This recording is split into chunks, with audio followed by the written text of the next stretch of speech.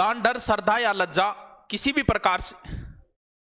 Sir श्रद्धा शब्द की व्याख्या कीजिए। अरे ये हिस्ट्री चल रही है। हाँ ठीक है, आपने कहा, मैं व्याख्या कर दूंगा। युगों युगों तक व्याख्या चल सकती है श्रद्धा शब्द की। श्रद्धा और प्रेम दोनों शब्द बहुत अलग अलग है। श्रद्धा में, प्रेम में आदमी स्वार्थी हो जाता है, श्रद्धा में कभी आदमी स्वार्थी नहीं होता। इसलिए हर किसी से श्रद्धा रखो, प्रेम नहीं। तुम भी यही चाहो कि दुनिया तुमसे प्रेम न करे, दुनिया तुम्हारे ऊपर श्रद्धा रखिए। सर कैसे? अगर व्यक्ति को, जिससे आपको प्रेम है, आप ये चाहते हो कि उससे कोई और प्रेम ना करे, जबकि जिसके ऊपर आपकी श्रद्धा है आप चाहोगे कि उसके ऊपर से, जैसे भगवान से आपको जो है वो श्रद्धा है भगवान के ऊपर, भगवान से आपको प्रेम नहीं है। आप जिस भगवान को मानते हो, जैसे आप हनुमान जी को मानते हो, तो आप ये चाहते हो कि सब हनुमान जी को माने। लेकिन जिससे आप प्रेम करते हो, कभी नहीं चाहते कि उससे कोई और प्रेम करे। हमारे ऊपर आपकी श्रद्धा है, ना कि हमारे ऊपर हमसे आप प्रेम करते हो। इसकी बहुत लंबी व्याख्या कर सकते हैं हम श्रद्धा शब्द को। श्रद्धा का अर्थ होता है एक तरीके से स्वीकार करना, यानी किसी चीज को स्वीकार कर। जैसे पत्थर है, पत्थर में अगर आपकी श्रद्धा है तो वो आपके लिए भगवान है। अगर पत्थर में आपकी श्रद्धा नहीं है तो वो एक पत्थर है, आपके लिए कुछ नहीं है। तो श्रद्धा पे ही सारी की सारी, बिना श्रद्धा कभी ज्ञान प्राप्त नहीं हो सकता। अगर गुरु के प्रति आपकी श्रद्धा है तो आप बहुत अच्छा जैसे ज्ञान प्राप्त करोगे। सर कैसे? अगर आपने ये सोच लिया, क्यों? क्योंकि ज्ञान के लिए आदमी को नीचा होना पड़ता है, किसी से लेने के लिए नीचा होना पड़ता है आदमी को। जैसे अगर आप झरने से पानी लोगे तो उसके नीचे ही लगाना पड़ेगा। मैं आपको कुछ दे रहा हूं तो मेरे ऊपर हाथ नहीं कर सकते, आपको हाथ नीचे ही करना पड़ेगा। क्यों? क्योंकि श्रद्धा रखोगे तो ही कर पाओगे। लक्ष्मण को ज्ञान नहीं दिया रावण ने, क्योंकि लक्ष्मण जाके पैरों की ओर खड़ा हो गया था। आके शिकायत की, बोल भैया आपने तो भेजा था, मैं गया था, अपना ये मेरा भी बड़ा ईगो हर्ट हुआ।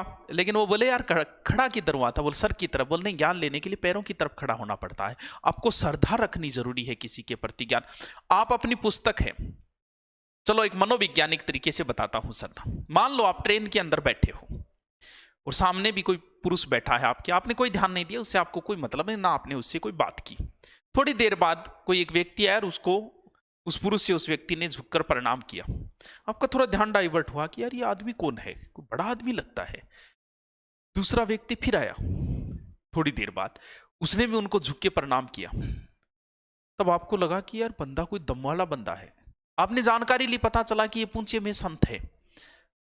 अब आपने भी जाते समय उनके पैर छुए। पहले आप ऐसे ही बैठे थे, हो सकता है उनके पैर टच कर रहे होंगे आपके, और जाते समय क्यों? क्योंकि अब उनके प्रति आपकी श्रद्धा हो गई है। तो श्रद्धा से ज्ञान, जिस पुस्तक को आप पढ़ते हो, कई बार उस पुस्तक के ठोकर लग जाती है और आप उसको प्रणाम करते हो। क्यों भाई, ऐसा क्यों? जबकि वो तो निर्जीव वस्तु है। वो इसलिए क्योंकि उस पुस्तक के प्रति आपकी श्रद्धा हो गई है। जैसे आपका कोई भी गुरुजी हो, जिस लेखक को आप जानते हो, उस लेखक की अगर आप पुस्तक पढ़ोगे तो इसमें एक अलग संचार भाव होगा। क्यों? क्योंकि उस लेखक को जानते हो तो उसकी पुस्तक में आपका श्रद्धा का भाव आएगा, और इससे दिमाग की जो रगे हैं वो और काम करना शुरू कर देगी। जिस गुरुजी से आप प्रेम करते हो, ये श्रद्धा रखते हो, मान लो क्लास में आप एक गुरुजी के फैन हो, तो उस गुरुजी का घंटा आने से पहले आप एक्टिव हो जाते हो। आपका तनाव और जो है थकान पूरी की पूरी दूर हो जाती। क्यों? क्योंकि उस गुरुजी के प्रति आपकी श्रद्धा है। अगर श्रद्धा है तो आप ज्ञान को ज्यादा प्राप्त कर पाओगे। अगर किसी पुस्तक में आपकी श्रद्धा है तो उस पुस्तक से आप अच्छा ज्ञान प्राप्त कर पाओगे। इसीलिए श्रद्धा तभी रखी जाएगी जब आगे वाले को आप बड़ा समझोगे। बड़ा का मतलब यह नहीं है कि उम्र में बड़ा, आगे वाले को आप अगर ज्ञान में बड़ा समझते हो तो फिर आप उसके प्रति श्रद्धा है, आप उससे ज्ञान प्राप्त कर सकते हो।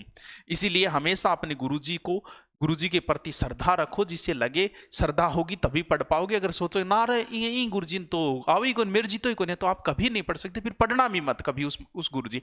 तो श्रद्धा शब्द जो है वो बहुत लंबी चौड़ी व्याख्या कर सकते हैं। तो चलते हैं आगे, चलो।